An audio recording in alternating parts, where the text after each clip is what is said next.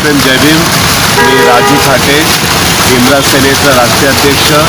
आपण गेल्या 20 मार्चपासून समाज प्रबोधन लॉंग मार्च हा क्रांतीभूमी महाड ते दीक्षाभूमी नागपूर असा घेतलेला आहे.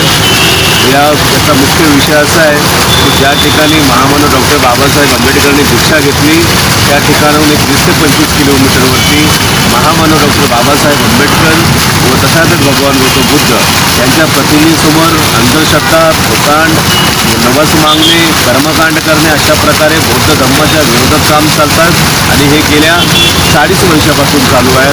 दीक्षाभूमीचे अध्यक्ष पंते सरे सुसई हे देखील त्या इस्तुबाबाला शरण जातात. यामुळे बौद्ध धर्मामध्ये भेसळ होण्याचं जे कार्य चालू आहे नागपूरमध्ये त्याच्या निषेधार्थ हा आपला लाँग मार्च आहे. सदर लाँग मार्च हा आता पुढे जालना, बुलढाणा, अकोला, अमरावती, यवतमाळ, वर्धा आणि नागपूर असा जाणार आहोत. आणि 5 तारखेला भीमराज सेनेच्या वतीनं संपूर्ण महाराष्ट्रभरातील कार्यकर्ते काकडघाट येथील विष्णूबाबाच्या मंदिरामध्ये जाऊन येथील बुद्ध प्रतिमा आणि महामानव डॉक्टर बाबासाहेब आंबेडकरचे फोटो तिथं काढणार आहोत. आमच्या ज्या मागण्या आहेत त्या मागण्या त्यांनी पूर्ण कराव्यात अशी आम्ही त्यांना समज दिलेली आहे. जर त्यांनी आम्ही जाण्याच्या आधी या मागण्या पूर्ण केल्या तर मग आम्ही सामंजस्याने मध्यम मार्ग करून आपला हे करण्यात तयार आहोत. किती लोक सहभागी होणार आणि कुठून चालू होणार? लॉंग मार्चचा आमचा महाडपासून चालू झालेला आहे आणि प्रत्येक जिल्ह्यामध्ये आम्हाला चांगला प्रतिसाद आहे. छत्रपती संभाजीनगरमध्ये आदरणीय विक्रमजी लेकडजे, डॉक्टर जोगदंडजी आणि इतर महिला मंडळ, त्यानंतर राजनगरचे काही लोक अशा प्रकारे चांगला प्रतिसाद या ठिकाणी भेटला. या ठिकाणी मनोज शेजवळ असतील, आदित्य वाऊड असतील, या सगळ्यांनी एक चांगला या ठिकाणी लॉंग मार्चचा प्रचार केलेला आहे आणि अंदाजे 300 ते 400 लोक छत्रपती संभाजीनगरमधून दिनांक 5 तारखेला दीक्षाभूमी या ठिकाणी दाखल होणार आहे. किती कसा रूट असेल आता हा आमचा रूट जो आहे आम्ही इथं जालन्यानंतर बुलढाणा, त्यानंतर अकोला, अकोल्यानंतर अमरावती, यवतमाळ, वर्धा आणि नागपूर असा रूट आहे. शेवटपर्यंत किती संख्या होईल आपली? शेवटपर्यंत आमचा जो लॉंग मार्च आहे आता 20-25 लोक सतत आमच्यासोबत असतात आणि आम्ही प्रत्येक ठिकाणी जाऊन लोकांना अपील करतोय.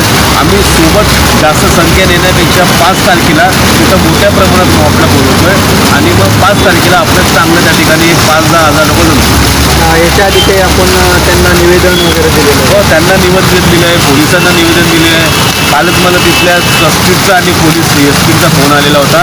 त्यांनी मला सांगितलं होतं की तुमच्या ज्या मागण्या आहेत त्याच्यावर आम्ही विचार करत आहोत. मी त्यांना सांगितलं की आमच्या ज्या मागण्या आहेत त्याच्यातून एकही मागणी आम्ही मागे घेणार नाही आहोत. तुम्ही जर त्या मागण्या मान्य करत असाल तर मग लॉंग मार्चमध्येच सांगून मी तुम्हाला भेटायला येतो आणि आपण पत्रकार परिषद घेऊन ते जाहीर करूया. काय आव्हान करताल तुम्ही? आम्ही आवाहन करेल की तथागत भगवान गौतम बुद्ध आणि महामानव डॉक्टर बाबासाहेब आंबेडकरांचे विचार हे आम्हाला महत्त्वाचे आहेत आणि त्याच्यामध्ये भेसळ झालेली ती त्यांनी थांबवावी.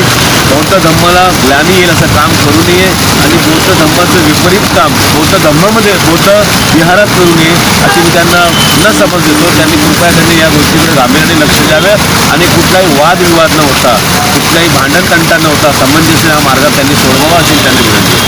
तुमचा हा लॉंग मार्च जो आहे हा कोणामार्फत आहे?